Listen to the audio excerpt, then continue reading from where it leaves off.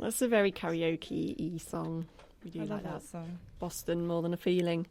Now, last week we managed to connect with Harrison Smith, who's the writer and producer of the horror film 6 Degrees of Hell. We did have a few technical problems, so we didn't manage to connect with the director, Joe Raffa.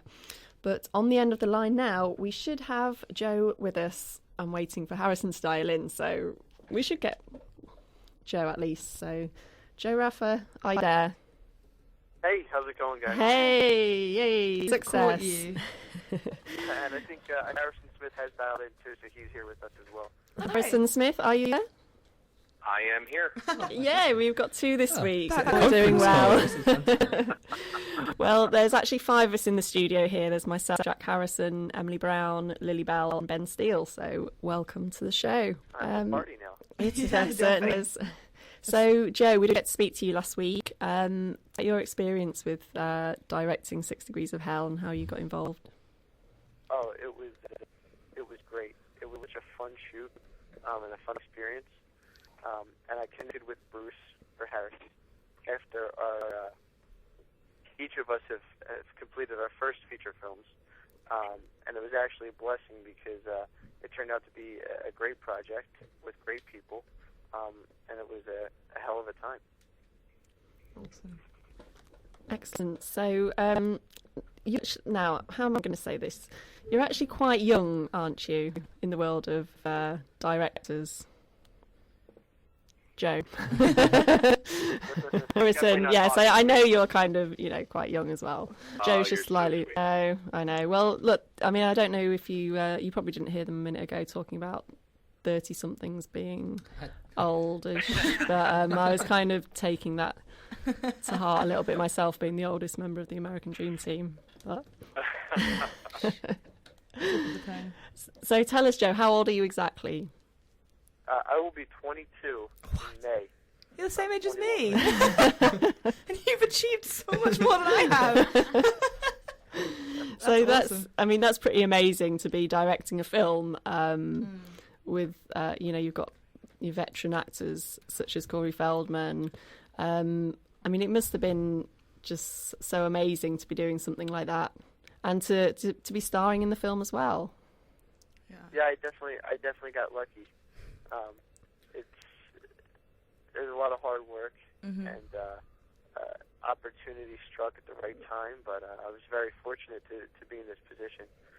So, and I have a great support system as well. I have a great crew to support me, and very talented actors that I have great relationships with. So, everything came together at the right time for this.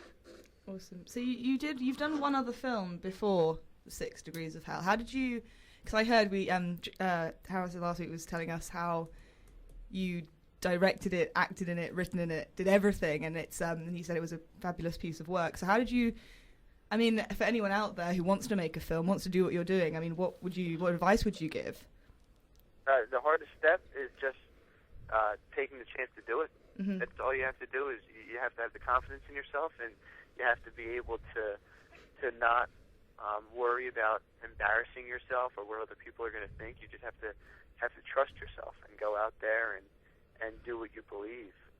And don't worry about trying to please everybody in the world or anybody. You just have to go out and make sure that the project that you're working on is a reflection of you as a person.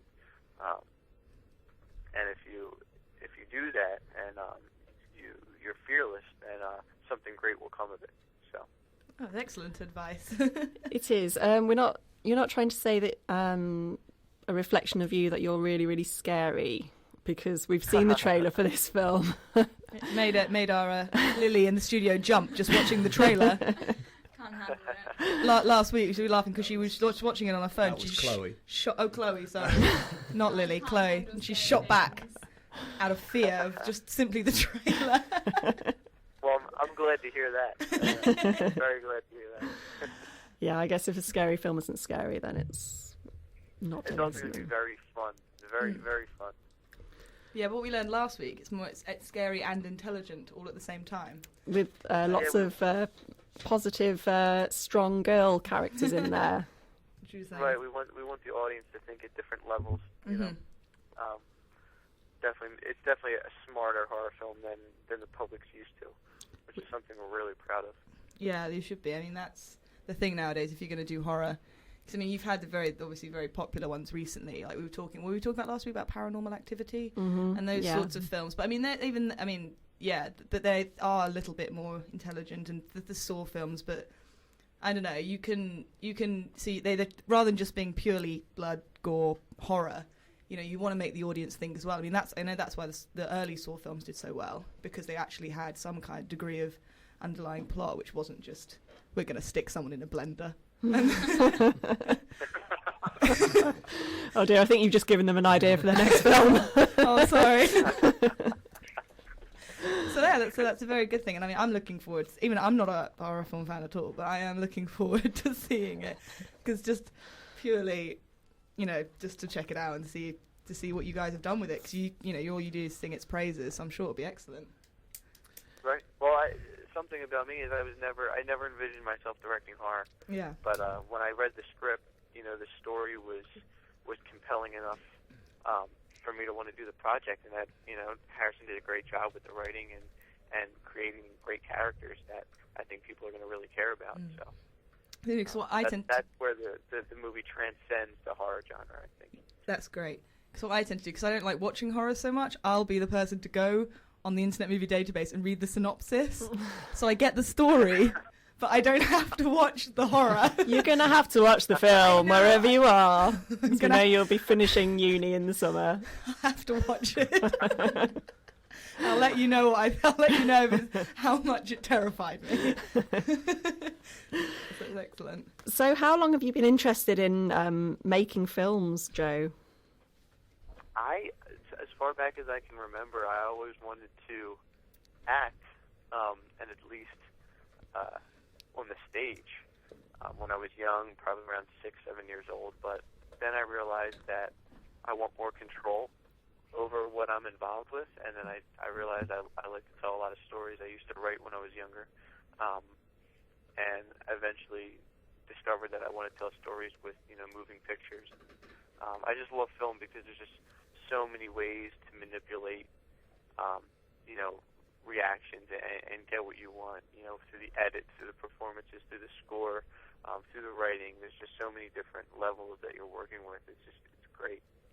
That's an interesting point about you saying how you're acting as well. You star in the film 6 Degrees of Hell as well, of course.